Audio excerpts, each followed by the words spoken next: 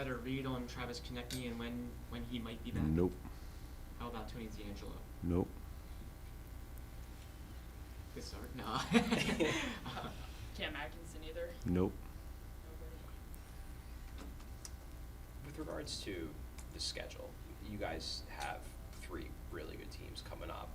Did that? I know you say you're more focused on yourself than you are on other teams, but did that almost make last night's game even more of a must-win, knowing that if this streak could get really long, knowing you have Tampa, the Devils, and Colorado coming? See, you may not believe me. I wasn't thinking about the streak.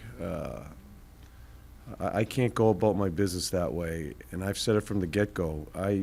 Each day comes, we're trying to get better. Today we tried to get better, did some things that we think we need to work on. Tomorrow we have tape. Get ready for our next opponent. I don't look too far ahead, and I don't look back as far as some of the bad things that have been going on, as far as the streak. I can't afford to. There's too much to do, and each day is important in developing the team. So that's how I'm just going to go about it. Does that play into why? And obviously every coach is different, but I'm sure some coaches might have looked at it as, we just broke the streak. Maybe I'll give the guys a surprise day off for practice. Not a chance. No. Our team gets quite a bit of time off, and will get quite a bit of time off. But it's not going to be because we win a game. Or broke the streak. I plan them. Brian and I and the coaching staff. We plan our month. And then we read our team from there. There's certain times where we may have a practice day. And it may even be after getting spanked in a loss. But if we think the team needs the rest, we'll give them the rest. Not based on what happened the night before or our feel-good of winning a game because you've been in a losing streak. No chance. After not having practiced for so long, you're saying that you were showing more tape than ever. What are some of the things now that you're having practice that are better to teach through practice and what's better to teach through tape? Well, I think what you do at tape and what you do in practice coincide with one another. It's just when you're not on the ice, all you're doing is the tape. So we're always trying to better our team, both offensively and defensively, with tape and with on the ice. When we have the practice time, we're doing it. We double up with it, tape and the practice on ice. So. It's a constant. It's constant teaching that I think we're going to be going through all year long here, in trying to develop a foundation on how we want to play. Are there certain things that you need to actually do physically to get that muscle memory down that you haven't been able to teach? It's not muscle memory, but if you're working in coverages and in the defensive zone, it's stopping plays, and so you can watch that on tape, and then you'll filter that into your practice as far as establishing certain situations within our practice and seeing if they can finish that, stop that play defensively that they just saw probably an hour ago with the tape. So all that stuff intertwines as we go through the season. You mentioned yesterday after the game that you felt like the team was more connected through all 3 zones. What were they doing well that made that a possibility? Just that.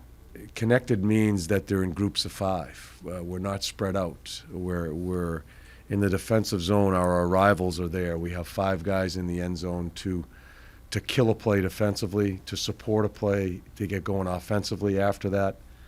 The neutral zone, we're inside the blue lines. We're not spread out. We shrink the neutral zone with 5 guys. And also with our forechecking. Forechecking being connected is not being too far away from the puck and being outnumbered. So I thought we had a really good structure right on through that game in all 3 zones. John, we talked, I think it was after the Calgary game, about the possibility that Carter was maybe getting a little gas. You said you didn't think that was the case, but you said you were going to see how your conversations with Kim went.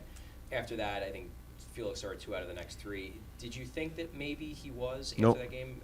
No, because I wanted to play him in one of them, and he was a bit nicked, and that's why he didn't play. It wasn't through being tired, and I still don't buy it.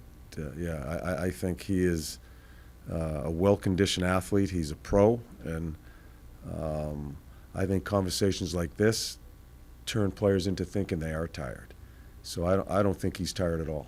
John, Zach McEwen is a guy that didn't make your opening night roster, but he's got his way back here, and not only that, he's grown his role. What can you just say about his work ethic and his drive? Yeah, he got waved through the league when we waived him, and he just was not. He was not. Know thyself. He was not playing the way he should play for what he is, and I think, and to his credit, when he went down there, played really well. And I think that coaching staff, Lappy and the boys down there, did a terrific job with him, putting him in situations, playing a ton of minutes. And now he's come up here and I think has just stayed within himself. If he doesn't stay within himself, he can get pretty sloppy pretty quickly. And I think he's done a really good job concentrating on being who he's supposed to be. And has been a pretty good player. He's improved. He's been a really good player for us as we've gone along the way here. Following up on that, when you first came here, you said that one of the reasons you like Philly was because it's a sort of a working class town. They appreciate tough style hockey. Guys like Sealer and Delorier, they're doing more of that. Do you think the crowd, the fans really appreciate what they do out there? Well, just like last night, I think that's part of the game. What went on last night early in the game, and I think we have the ability to play that way. And Mac was involved in that, so I think it's an important part of what we're trying to build here, and based on where we're living in Philly, I think you do. When you're kind of grassroots, we are really beginning, just starting to build, as far as I'm concerned here. I think we have a great opportunity, as I've said, to play to the city, to grow it towards what this city's about. When we talked to Igor Zamola after the game yesterday, we asked about the blocking. He was like, I saw an open net, like, I just got in it, I just want to help my team. Like, it's as simple as that. What can it do for a veteran group of defensemen to get a young guy in there, young blood, but also like that enthusiasm, that willingness to just do what it takes? Yeah. I think it gives them a chance to learn with the experiences with them, and just grow. I think having, and this is why I wanted him around here. I want him in our practices. I want him in our meetings. I want him to be joining in with everybody to understand what it is to be a pro. It's a young man from a different country. We expect so much out of these guys right away. In probably the toughest position to play in our game. We want it right now. I think him being around and with some of the older guys before you even get on the ice, I think you can learn that way also. So I think it's really important. I guess on the reverse, what can he do for them, I guess, with his attitude and his youth? Yeah. I think it's a young league. I think youth brings in energy. I haven't gotten to know him that well. I don't spend a lot of time with him, but I think he's got a really good personality, a bit of a dry sense of humor, and I think he's going to be a really good player. So there's always, and he's going to push. He's going to push some people because he's going to play, and I think it causes an inner competition within the team.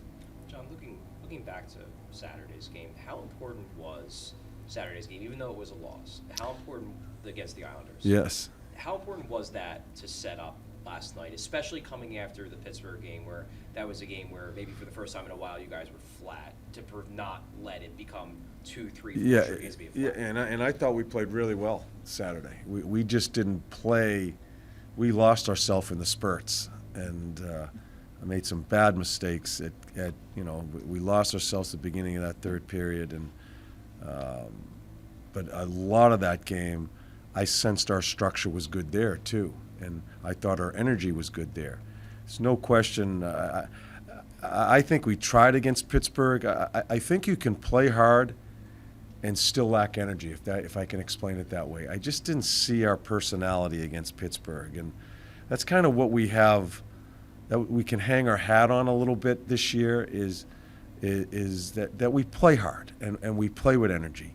If we can't do that, we're in trouble right now. We'll be in deep trouble if we don't consistently do that. So I think it was really important Saturday and last night's game back to back with them that we got back to that. And it's not always going to be perfect, and you're not always going to have it, but we can't let it snowball into 2, 3, 4 games. And then it turns into a mess. And so that's something that we monitor very closely. And like I've always talked about, X's and O's versus the mindset. I'm not sure which is more important sometimes in our league right now. How do you differentiate between playing hard and playing with energy? Oh, I don't know how to explain it. How I differentiate is watching and